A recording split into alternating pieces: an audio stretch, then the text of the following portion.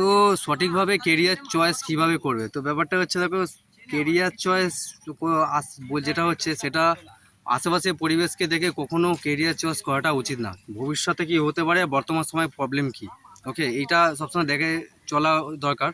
কেননা আশেপাশে ম্যাক্সিমাম যে মানুষগুলো রয়েছে 99% ক্ষেত্রে অতীতকে ফলো করছে, আদিম যুগে পড়ে রয়েছে। তারা গুটি কয়েক একটা রয়েছে, সেগুলোকে ফলো করছে। সেগুলোতে দুনিয়া চলবে না, দুনিয়া অনেক বদলে গেছে। তো রাইট ওয়ে হচ্ছে প্রবলেম সলভ করো, বিজনেস স্কিলস শেখো। স্কিলসের দুনিয়া, সোজা কথা। যত বেশি স্কিলস শিখবে, স্কিলস যত বেশি স্কিলস শিখবে তত তোমার ভ্যালু বাড়বে, যত তোমার ভ্যালু বাড়বে তত তোমার ডিমান্ড বাড়বে। যত তোমার ডিমান্ড সাপ্লাই খেলা সব কিছু, যত তোমার ডিমান্ড থাকবে তত তুমি সাপ্লাই দিতে থাকবে, আর তত তোমার আর্নিং অপরচুনিটি বাড়বে। আশেপাশের লোককে দেখে কেরিয়ার চুজ করো না, তোমার ব্যাকগ্রাউন্ড কী সেটাকে দেখো।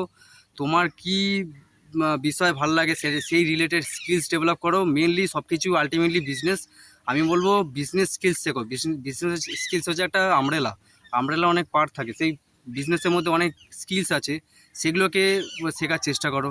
কমিউনিকেশন হোক, অ্যানালাইজিং হোক। এখন প্যাটার্ন ওয়াইজ কোনো কাজ চলবে না, ওকে।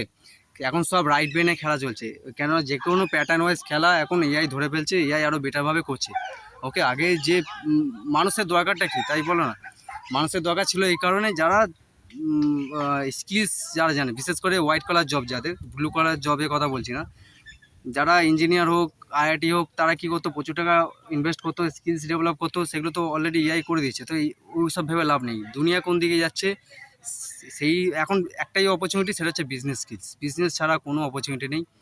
যদি টাকা পয়সার প্রবলেম থাকে, লোনের ব্যবস্থা আছে, অনেক সরকারি প্রোগ্রাম রয়েছে, সেগুলোকে জয়েন করতে পারো। নিজের সেভিংস থাকতে পারে, সেখান থেকেও করতে পারো।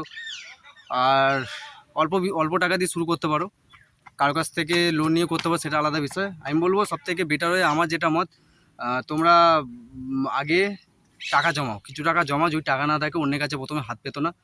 টাকা জমাও, সেটা কাজ করে হোক বা ফ্রিল্যান্সিং করে হোক, যেভাবে হোক টাকা জমাও, জমিয়ে বিজনেস স্কিলসটাকে শেখার চেষ্টা করো পাশাপাশি, ওকে। সেরকম হলে নতুন স্টার্ট আপ আছে, সে স্টার্ট আপে জয়েন করতে পারো। স্টার্ট আপে যদি ফ্রিতে কাজ করতে হয় সেটাও করো, ফ্রিতে কাজ করো, করে সেখান থেকে এক্সপিরিয়েন্সটা নিয়ে তুমি 5-10 বছর পরে দেখে নেবে তোমার বন্ধু কোন জায়গায় আছে, তুমি কোন জায়গায় আছো। তোমার বন্ধু যেখানে 5 লাখ প্যাকেজে কাজ করছে, তুমি হয়তো মেবি হতে পারে 50 লাখ 60 লাখে চলে যেতে পারো, ওকে। তো রাইট কেরিয়ার এইভাবে চুজ করতে হবে, যাতে ফিউচারে হাওয়া কোন দিকে যাচ্ছে আর তোমার প্রবলেম কী আছে সেগুলোকে সলভ করার চেষ্টা করো, ওকে।